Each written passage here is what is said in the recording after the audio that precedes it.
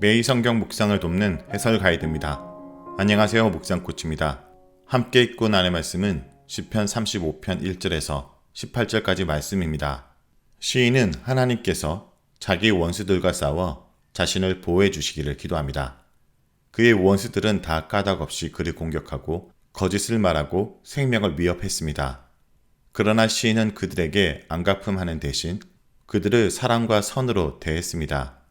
원수들의 억압이 계속되는 상황에서 시인은 하나님의 정의로운 심판이 속히 임하기를 촉구하며 간구합니다. 1절에서 8절 읽겠습니다. 여호와여, 나와 다투는 자와 다투시고 나와 싸우는 자와 싸우소서. 방패와 손방패를 잡으시고 일어나 나를 도우소서. 창을 빼사 나를 쫓는 자의 길을 막으시고 또 내 영혼에게 나는 내 구원이라 이르소서. 내 생명을 찾는 자들이 부끄러워 수치를 당하게 하시며 나를 상해하려는 자들이 물러가 낭패를 당하게 하소서. 그들을 바람 앞에 겨와 같게 하시고 여호와의 천사가 그들을 몰아내게 하소서. 그들의 길을 어둡고 미끄럽게 하시며 여호와의 천사가 그들을 뒤쫓게 하소서. 그들이 까닭없이 나를 잡으려고 그들의 그물을 웅덩이에 숨기며 까닭없이 내 생명을 해하려고 함정을 팠사오니 멸망이 순식간에 그에게 닥치게 하시며 그가 숨긴 그물에 자기가 잡히게 하시며 멸망 중에 떨어지게 하소서. 1절에서 3절은 용사이신 하나님께 간구합니다. 원수들과 싸움 중인 시인은 하나님이 자기 대신 그들과 싸워주기를 간청합니다. 시인이 사용한 다투소서와 싸우소서라는 단어는 각각 법정에서 논쟁과 정쟁터에서 싸움을 나타내는 표현입니다. 그러므로 시인의 원수와의 싸움은 말과 증거를 가지고 정의의 판결을 촉구하는 논쟁이면서도 육체적으로 싸우는 전투와 같다라는 말입니다. 시인은 먼저 전쟁터의 싸움의 비유를 사용하여 하나님께 자신을 위한 전사가 되어 방패와 창을 잡고 나아가 자신의 원수로부터 지켜달라고 간구합니다. 그도 용사지만 자신의 힘과 지략을 의지하는 대신 전쟁의 용사이며 승리를 가져다 주시는 하나님을 의지하여 하나님이 직접 원수와 대항하여 싸우시기를 요청합니다. 시인은 하나님이 자신을 구원하고 승리를 주실 것을 확신합니다.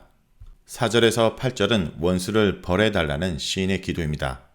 시인은 하나님께서 자신의 원수들을 벌하시라고 간청합니다. 왜냐하면 시인의 원수들이 행악자였기 때문입니다.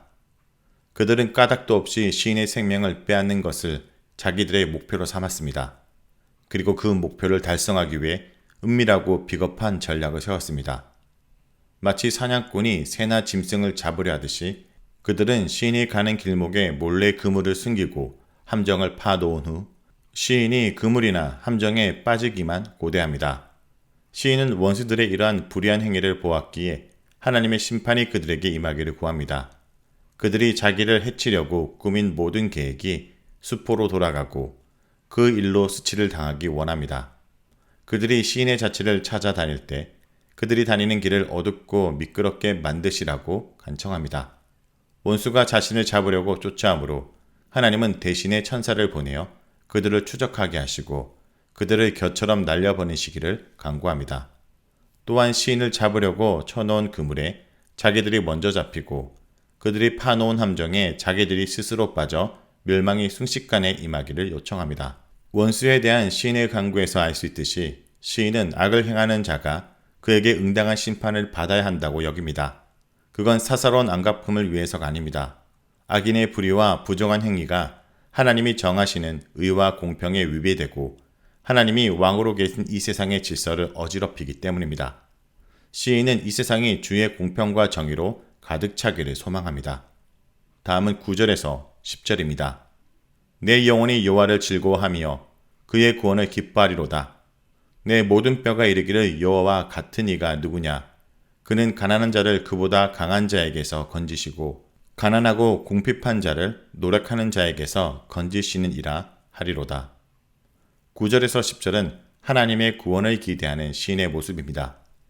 하나님이 원수들을 마땅히 심판하기를 간구하는 시인은 그러나 내 영혼이 라고 외치며 하나님이 자기를 원수의 손에서 구원하실 것을 확신하고 고백합니다. 그는 하나님이 자기를 구원하실 것이므로 하나님과 그분의 구원을 기뻐할 거라고 선언합니다. 시인은 여호와 하나님과 같은 이가 없다라는 것을 자기 몸의 모든 뼈가 증언할 정도로 확실하다고 진술합니다. 이 하나님은 강자와 억압하는 자에게 당하고 있는 가난하고 약하고 힘없는 자를 건지시는 분입니다. 시인은 이러한 하나님을 다른 이들에게 선포하겠다고 서원하는 것입니다.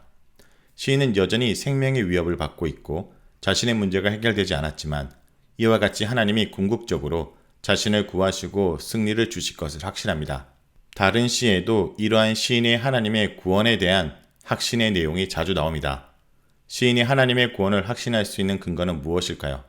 그것은 시인이 하나님의 전능하심과 그분의 불의를 심판하시고 정의를 실현하시는 분임을 알고 있기 때문입니다. 또한 시인은 과거에 하나님의 구원과 승리를 직접 경험한 적이 있기 때문입니다. 또한 이스라엘의 역사 속에서 하나님이 그 백성에게 행하신 일을 들었고 지금도 목격하고 있기 때문입니다.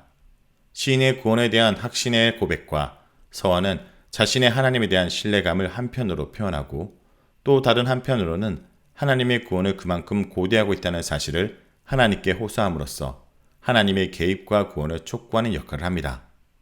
11절에서 18절에 있겠습니다. 불의한 증인들이 일어나서 내가 알지 못하는 일로 내게 질문하며 내게 선을 악으로 갚아 나의 영혼을 외롭게 하나. 나는 그들이 병들었을 때 굵은 베옷을 입으며 금식하여 내 영혼을 괴롭게 하였더니 내 기도가 내 품으로 돌아왔도다. 내가 나의 친구와 형제에게 행한 같이 그들에게 행하였으며 내가 몸을 굽히고 슬퍼하기를 어머니를 곡한같이 하였도다. 그러나 내가 넘어짐에 그들이 기뻐하여 서로 모임이여 불량배가 내가 알지 못하는 중에 모여서 나를 치며 찢기를 맞이 아니하도다. 그들은 연회에서 망령되이 조롱하는 자같이 나를 향하여 그들의 일을 갈도다. 주여 어느 때까지 간망하시려 하나이까? 내 영혼을 저 멸망자에게서 구원하시며 내 유일한 것을 사자에게서 건지소서. 내가 대회 중에 주께 감사하며 많은 백성 중에서 주를 찬송하리이다.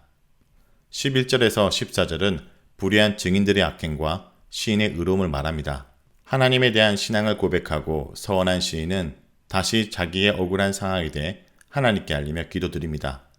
4절에서 8절에 시인은 전쟁의 싸움과 사냥꾼의 사냥을 비유로 들어 그의 원수가 자기 생명을 해하려고 한다고 진술했습니다. 이제 시인은 법정을 예로 들어 원수들의 불의한 행동을 고발합니다. 시인의 원수들은 폭력을 행사하는 자, 즉 거짓을 말하는 위증자입니다. 그들은 시인이 알지 못하는 관련 없는 질문으로 시인을 신문하며 공경에 빠지게 하였습니다. 시인은 그들에게 지은 죄가 없는데도 이유 없이 고소를 당하여 법정에서 모욕을 당하며 그들의 불의한 증언과 사악함을 보고 낙심하고 괴로워합니다. 또한 시인은 이들의 행위가 자신이 그들에게 베푼 선을 오히려 악으로 갚는다고 주장합니다. 그들이 시인을 대하는 태도와 행동이 정당하지 못하고 악하다는 것입니다. 시인은 그들이 병들었을 때 그들을 위해 굵은 베옷을 입고 금식하며 기도했다라고 말합니다. 자기의 형제나 친구를 위해 금식하며 기도하듯이 그들의 치유와 평안을 위해 기도하였습니다. 마치 어머니를 잃어 애곡하듯이 원수들의 고통을 슬퍼하고 함께 아픔을 나누었습니다. 그러나 시인의 원수들은 그가 보여준 긍휼과 사랑을 곡해하고 달가워하지 않았습니다. 오히려 그를 증오하고 경멸했습니다. 그들은 시인을 결코 자신들의 친구나 형제나 부모처럼 생각하지 않았습니다. 그들은 시인이 재앙을 당하자 서로 모여 그를 비웃었습니다. 그가 재난당한 것을 당연하고 고소하게 여겼습니다. 폭력배처럼 은밀히 이를 꾸며 시인을 비방하고 상처를 주었습니다. 그를 향해 이를 갈며 조롱하였습니다. 15절에서 18절은 불의한 증인들의 악행과 시인의 간구가 언급되고 있습니다. 시인은 선을 악으로 갚는 원수들의 불의함과 자신의 의와 무지함을 증명하고 하나님께 구원을 간청합니다. 주여 어느 때까지 간망하시려 하나이까? 라는 시인의 절기로 그가 원수에게 오랫동안 고통받아 왔다는 것과 그가 하나님께 상당한 기간 동안 기도했다는 것을 짐작할 수 있습니다. 그는 하나님이 자신의 기도를 그냥 넘기지 않으시고 이제 적극적으로 나서서 행동을 계시해 주길 바랍니다. 자신처럼 자신을 멸망시키는 자들에게서 구원해 주시기를 간구합니다. 9절과 10절에서와 마찬가지로 여전히 상황은 변한 것이 없지만 그는 하나님의 구원을 확신하며 고대합니다. 또한 하나님이 자기들을 원수들에게서 건지시면 그는 여러 백성 앞에 나아가 하나님이 자기에게 베풀어 주신 구원을 간증하고 하나님께 감사 찬송을 드리겠다고 서원합니다. 이와 같이 시인은 원수들이 자신에게 행한 악행에 대하여 폭력이나 폭언으로 반응하지 않습니다. 그는 악인의 거짓된 말과 비열하고 폭력적인 말과 행동이 시인의 자신의 내면과 외면에 영향을 끼치지 않도록 자신을 죄로부터 보호할 줄 아는 지혜로운 자입니다. 악을 그대로 갚아주는 안갚음은 하나님이 원하시는 바가 아닙니다. 안갚음을 계획할 때에는 이미 하나님과 사람 앞에 죄를 지은 것이며 그것을 실현할 때는 더 큰 죄악에 빠질 가능성이 많습니다. 시인은 이 사실을 인지하고 있습니다. 그러므로 시인은 개인적으로 보복하고자 하는 마음을 내려놓고 하나님께 맡깁니다. 자기 눈앞에 펼쳐진 기가 막힌 상황과 자신의 절망감을 하나님 앞에 그대로 고백함으로써 하나님이 자신의 연약함을 긍휼히 여기시기를 바라고 하나님의 개입과 심판이 속히 이루어지기만을 간구하는 것입니다. 자, 여기까지가 시편 35편 1절에서 18절까지 말씀입니다. 오늘 말씀을 통해 우리는 무엇을 묵상하고 적용해야 할까요? 첫째, 하나님은 우리의 모든 감정을 받아주시는 분이십니다. 하나님 앞에 쏟아내지 못할 감정은 없습니다. 하나님의 은혜는 모든 강물을 받아들이는 거대한 바다와도 같습니다. 그 깊은 은혜의 바다 속으로 두려움 없이 우리의 감정을 흘려보낼 수 있습니다. 다윗은 저주스러운 속마음까지 쏟아냅니다. 적들의 운명이 겨와 같이 흩날리고 죽음의 천사에게 쫓기기를 기도합니다. 또한 마치 고자질하듯 적들의 모든 악행을 자세히 말하면서 자신의 억울함을 토로합니다. 외면적으로 경건으로 감정을 포장하지 않습니다. 그런데 하나님께 드린 이런 감정은 새로운 차원으로 변화됩니다. 하나님 앞에 자신의 감정을 정직히 쏟아낸 후 다윗의 감정은 변화됩니다. 하나님 앞에서 저주하는 만큼 사람을 향해 복수하지 않게 되고 하나님 앞에 숨긴 만큼 사람을 향해 보복하게 되는 것입니다. 다윗의 탄식과 저주로 시작하여 하나님을 향한 신뢰와 찬양으로 끝을 맺습니다. 하나님께 제물로 드려진 저주의 감정은 하나님의 은혜로 거룩하게 변하여 우리를 새롭게 하는 것입니다. 둘째, 그러므로 우리는 지속적으로 우리의 감정을 하나님께 아뢰야 합니다.